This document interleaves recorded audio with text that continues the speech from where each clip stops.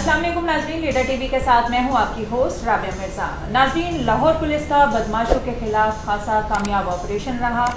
Lahore police के लिए दर्द सर बन गए उजरती कातिल, यानी कि उजरती कातिल लाहौर पुलिस के लिए दर्द सर बन गए। इस हवाले से हम आज बात करेंगे। हम मौजूद हैं सीनियर सहाफ़ी खुर्रम पाशा साहब के पास और इनसे बाकायदा सवालात करते हैं। सबसे पहले इनको वेलकम कहेंगे। अस्सलाम वालेकुम। जी वालेकुम सलाम। कैसे हैं आप? अल्हम्दुलिल्लाह जी। अच्छा, ये बताइएगा, बदमाशों के खिलाफ ऑपरेशन किया गया, इसके क्या नताइज मौसूल हुए, क्या कहेंगे? जी, बदमाशों के ख़िलाफ़ जो ऑपरेशन हुआ है उसमें तो पुलिस ने ख़ासे मुस्बत नताइज बरामद किए। और इस वक्त लाहौर की सूरत हाल ये है कि जितने भी लिस्टों में शामिल लोग थे उनमें काफ़ी ज़्यादा लोग गिरफ़्तार भी हुए।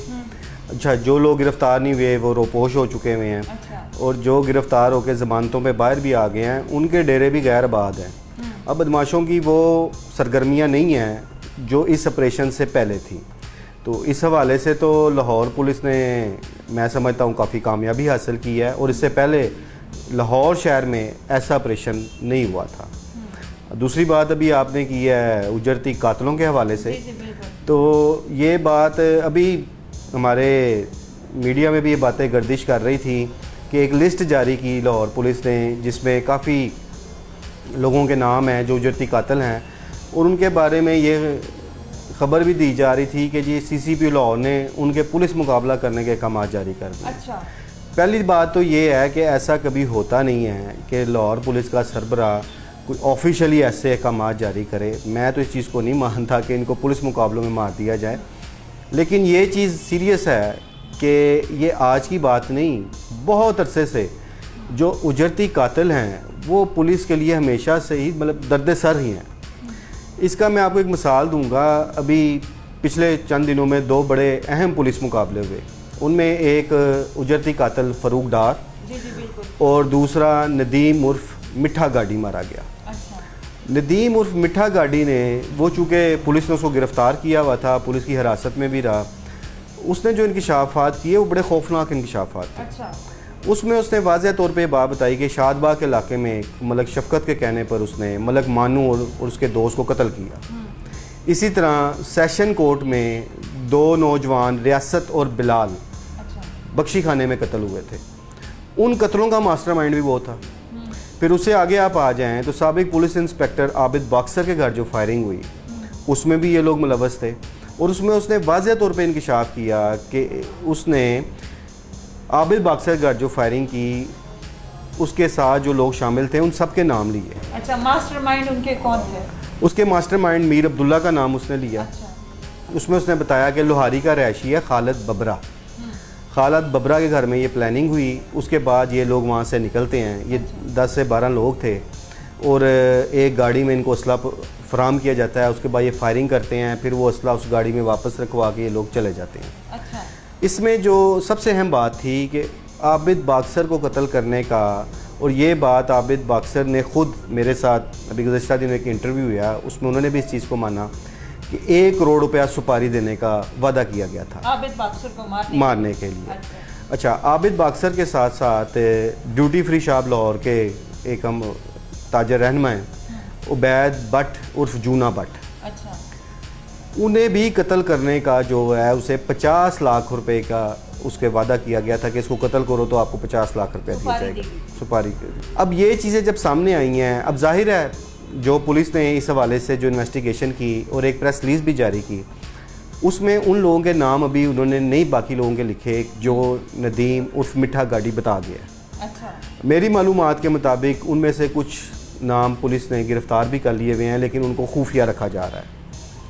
अब हम आते हैं दूसरी तरफ। उजरती कातिल, मैंने उसी बात को मैं सेकंड करता हूँ कि हमेशा से ही पुलिस के लिए दर्द सर हैं। वही ये इशू क्यों इतना आजकल सरगर्म हुआ, बहुत ज़्यादा इशू उठाया गया है या बहुत ज़्यादा ये गर्म हो रहा है कि क्या ये उजरती कातिल ये क्या परफॉर्म कर रहे हैं या इनकी क्या वजह है? ये पैसे के एवज़ करते हैं या फिर कोई और दुश्मनी होती है इनकी? क्या नहीं, ये जो मैं उजरती कातिल का मतलब ही ये है कि उन्होंने पैसे लेके काम करना है और वो पैसे की खातिर कुछ भी कर जाते हैं। उनका नेटवर्क जो सा होता है वो बड़े बड़े बदमाशों के साथ या अंडरवर्ल्ड के लोगों के साथ होता है। के बदले जान होते हैं, हो सकता है कोई पुरानी दुश्मनी नहीं, वो जो उजरती कातिल होते हैं वो लोग जो अंडरवर्ल्ड से मुंसलिक लोग हैं या दुश्मनदार जो लोग होते हैं वो उन्हें अपने मकासद के लिए इस्तेमाल करते हैं, उसके लिए उनको पैसे देते हैं। अच्छा। और ये इन उजरती कातलों में जो अभी कुछ खुफिया दारों ने भी ये फहरिस्त जारी की थी, जो नौजवान लड़के हैं वो बहुत ख़तरनाक हैं। अच्छा। और वो चंद रुपयों की खातिर किसी की जान लेने से दुरेग नहीं करते।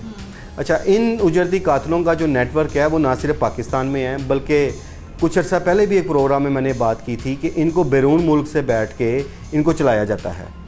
अभी लाहौर पुलिस को ऐसे कई लोग मतलूब हैं जो इश्तिहारी हैं और वो मुख्तलिफ ममालिक में बैठे हुए हैं। उन ममालिक में बैठ के वो लाहौर में अपना नेटवर्क चलाते हैं, इन उजरती कातलों की खिदमात हासिल करते हैं। ये उजरती कातल जौन से हैं ये भत्ता मांगने से भी गुरेज नहीं करते, ये भत्ता भी मांगते हैं, जो इनको भत्ता ना दे उसके घर पे फायरिंग कर देते हैं, उसके दफ्तर में जाके फायरिंग कर देते हैं। ये इतने निडर हैं। और ये मैं फिर वही बात करता हूँ कि किसी की भी जान लेने से दरेग नहीं करते। सर सम टाइम ऐसे भी होते हैं कि उजरती कातिल अगर कोई ऑपरेशन कर रहा है और नाकाम हो गया पुलिस के लिए, तो फिर ये तो पुलिस को भी मार देते होंगे। नहीं, पुलिस को तो नहीं खैर ये मारते। और ये चीज़ तो पुलिस ने साबित की है कि पुलिस अगर अपनी आई पे आई हो तो उससे ज़्यादा दलेर कोई नहीं है। और उसका आपकी सपोर्ट पूरी पुलिस के साथ नहीं, पुलिस के साथ सपोर्ट की बात नहीं है, ये ग्राउंड रियलिटी है कि जो पुलिस ने किया इस वक्त, मैंने फिर वो बात की है कि उन लोगों पे हाथ डाला पुलिस ने जो आज से पहले इस ऑपरेशन से पहले कभी नहीं था डाला गया।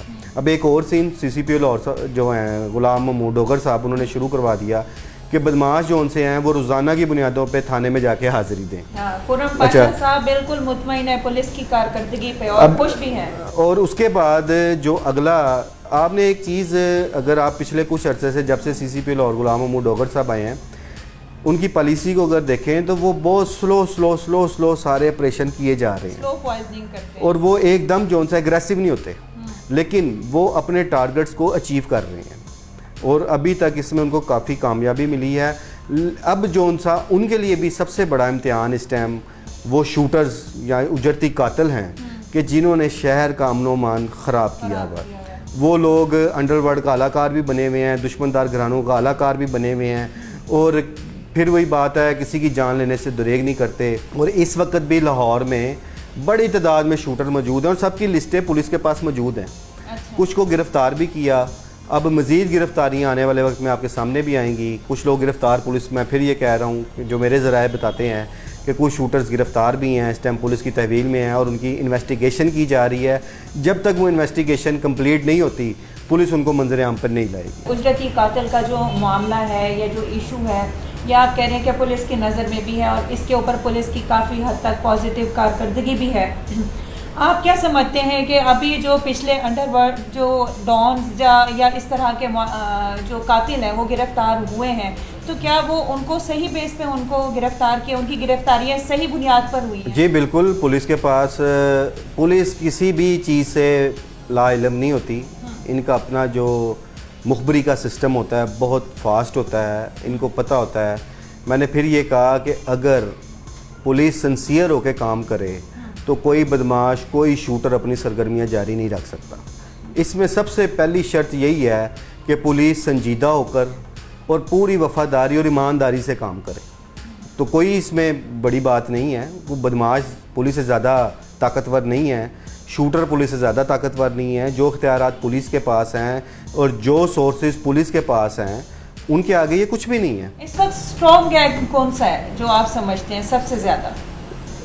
इस टाइम आप किसी एक को स्ट्रॉन्ग नहीं कह सकते, क्योंकि ये जो शूटर्स जोन से हैं ये किसी एक के साथ मुंसलिक नहीं होते। इनके मुख्तलिफ ग्रुपों से राब्ते होते हैं, जिधर से इनको पैसे मिलते हैं, जिधर से इनको अच्छी फैसिलिटीज़ मिलती हैं, ये उनके कहने पे काम कर देते हैं। चेन वाइज काम करते हैं, जैसे कि आपने कहा बैरून मुल्क इनके माइंड सेट होते हैं, इनको जो है बताया जाता है, ब्रीफ किया जाता है, इनकी मॉनिटरिंग होती है, तो ये पूरी चेन होती है। आप क्या इस वक्त समझते हैं कि चलें ये यंगस्टर्स तो इसमें इन्वॉल्व होते हैं, बेरोज़गारी है, मज़ीद आप क्या समझते हैं इसकी वजूहत क्या हो सकती है? इसकी वजूहत मेन यही है कि जो हमारे नौजवान हैं वो आपकी वाली बात है कि बेरोज़गारी का शिकार है, उनके सोर्स ऑफ इनकम नहीं होते। दूसरा, वो अंडरवर्ल्ड से बहुत ज़्यादा ना मुतासर होते हैं, और वो जो बड़े नाम हैं अंडरवर्ल्ड के, उन लोगों में उठना बैठना, उनकी खिदमत करना वो अपने लिए बड़े एजाज़ की बात समझते हैं। फिर दूसरी बात यह है कि पुलिस को इनका नेटवर्क तोड़ने के लिए बड़ा ज़रूरी है कि जो लोग बैरून मुल्क बैठ कर इन शूटर्स को इस्तेमाल कर रहे हैं इनका नेटवर्क तोड़ना चाहिए। वो लोग यहाँ ख़ुद तो मौजूद नहीं होते, लेकिन वो बाहर बैठे, मैं चूँकि ये पाकिस्तान पूरे मुल्क के शहरों में ये सिस्टम चलता है, लेकिन हम चूँकि लाहौर के हवाले से बात करते हैं, मैं लाहौर की हद तक रहना चाहता हूँ, दीगर शहरों में भी पाकिस्तान के ये सारा सेटअप चलता है।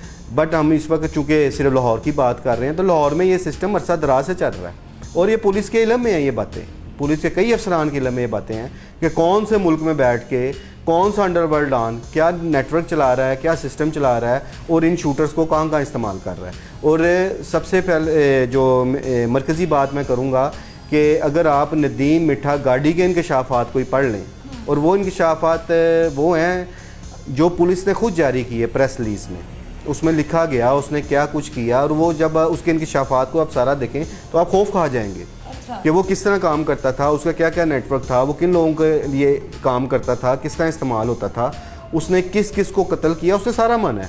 अभी काफ़ी चीज़ें पुलिस ने किसी मसलियत के तहत पोशीदा रखी हुई हैं, क्योंकि मैं फिर ये कह रहा हूँ कि अभी उन्होंने वो नाम भी सामने नहीं लाए, कई ऐसे नाम हैं जो वो जो उसने लिए हैं जो शूटर्स उसके साथ होते थे। और इस वक्त जिस तरह पुलिस ने कमर अपनी कस ली है शूटर्स के ख़िलाफ़ ऑपरेशन के लिए, अगर नेक नीति के साथ ये ऑपरेशन जारी रहा तो काफ़ी हद तक शूटर्स को जौन सा है ना, उनकी सरगर्मियों को पुलिस ख़त्म करने में कामयाब हो जाएगी। जी बिल्कुल, पुलिस के हवाले से जो आपने कहा है कि उनकी कारकर्दगी काफ़ी पॉजिटिव रही है, क्या मैसेज देना चाहेंगे या उनको क्या गुडविल देना चाहेंगे? उनको नहीं, मैसेज नहीं, मैं फिर ये कह रहा हूँ कि मैं तो ग्राउंड रियलिटी पे बात करता हूँ। जहाँ पुलिस गलत करती है हम वहाँ भी बोलते हैं, जहाँ पुलिस अच्छा काम करे उसे अप्रिशिएट करना चाहिए। और ये खसूसन 2 ऑपरेशन जो एक बदमाशों के ख़िलाफ़ इनका चला, अब उजरती कातलों के ख़िलाफ़ ये करने जा रहे हैं, तो अगर इसमें कामयाब होते हैं तो हमें पुलिस को अप्रिशिएट करना चाहिए। और फिर लेकिन उसमें फिर वही बात है कि अगर पुलिस पूरी ईमानदारी के साथ, वफ़ादारी के साथ और पूरी नीयत के साथ अगर इनके पीछे चढ़ जाए, तो मेरा नहीं ख्याल कि शूटर्स की कोई लाइफ इतनी लंबी हो और वो पुलिस के हाथों बच के अपनी जान बचा के निकल जाएं। जी बस हम यही दुआ गो हैं कि लाहौर का अमन इसी तरह कायम दायम रहे। बहुत शुक्रिया खुर्रम पाशा साहब आपका, आपकी तशरीफ़ आवरी का। नाज़रीन हाजिर होंगे एक नए इंटरव्यू के साथ। राबिया मिर्ज़ा को इजाज़त दीजिएगा।